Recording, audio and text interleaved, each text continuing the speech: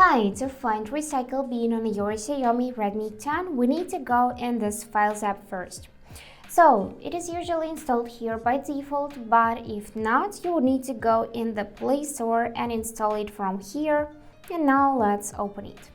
So on this main page, you'll see those categories. So here you'll find all of your downloaded files, videos, images, audio, and so on. And to find Recycle Bin, you will need to take a look at this upper panel, from which you need to tap on the three lines and go in the trash section. And here you'll find all of your recently deleted items, which you can either restore or delete permanently.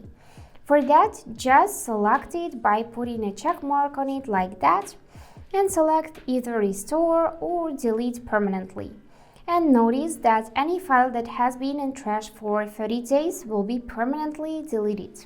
And let's restore this photo, for example. For that, I'm gonna tap this option, select to restore, and now it is restored.